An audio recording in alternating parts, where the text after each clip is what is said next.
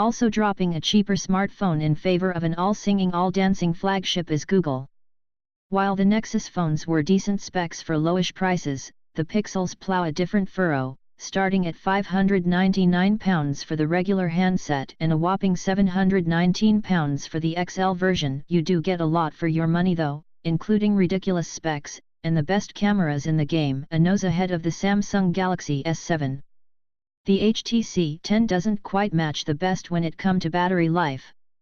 It's merely average when compared with the Samsung Galaxy S7 and S7 Edge. It's also not water or dust resistant, and the price is quite high. But if you can't stand Samsung's TouchWiz software or simply prefer the look of the HTC 10, you won't be disappointed. It's a great all-rounder. Huawei builds the fantastic Nexus 6P, and its own branded P9 is quite a brilliant handset in its own right too.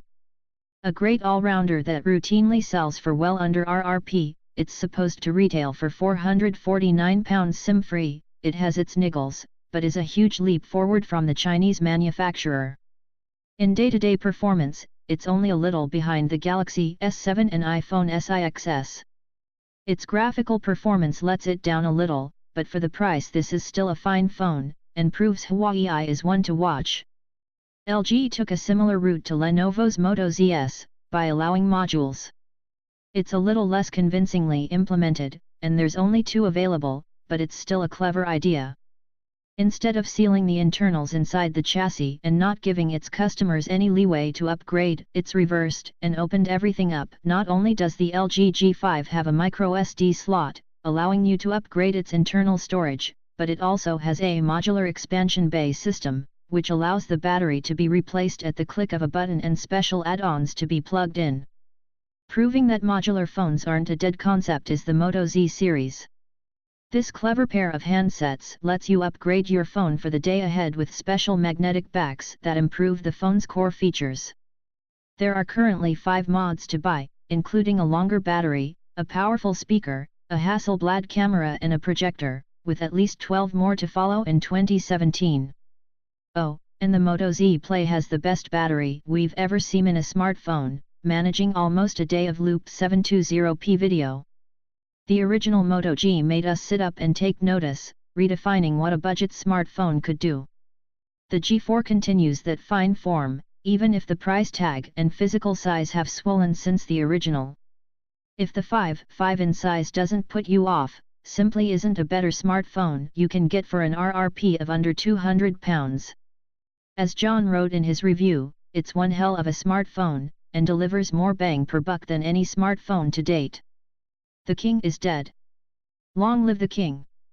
In this case, the OnePlus 3 has been replaced by the OnePlus 3T, an incremental upgrade that adds a faster processor, a bigger battery, a higher resolution front-facing camera and a £70 price increase to the mix. Despite retailing for £100 to £150 cheaper than its rivals, it is equal to most flagships and better than some. If it were still available, we'd probably put the OnePlus 3 at the top of this list, because the extra £70 doesn't add too much to what was already a spectacular smartphone. It's not, and the fact that the OnePlus 3T is still the best value phone out there despite this is testament to just how much OnePlus is shaking up the world of tech. Of course, if style is your primary concern, then the Samsung Galaxy S7 has a better looking sibling.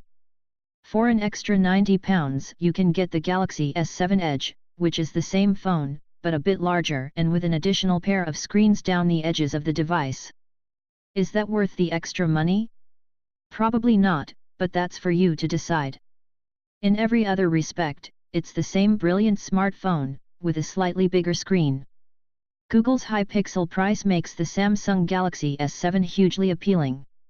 It represents a big upgrade from the S6, too. Its camera and performance are both better, in some respects battery life is superior, and the return of storage expansion and disaster proofing is a huge bonus. On top of that, it's a very fast phone in its own right and looks stylish to boot. If it's a smaller phone you're craving, then the Xperia Z5 Compact may be your dream come true. The 4.6 in screen means that it's far more pocketable than the current generation of 5 in and larger phones, and the overall quality is unbeatable. The screen has far fewer pixels than some, but it's bright and crisp nonetheless.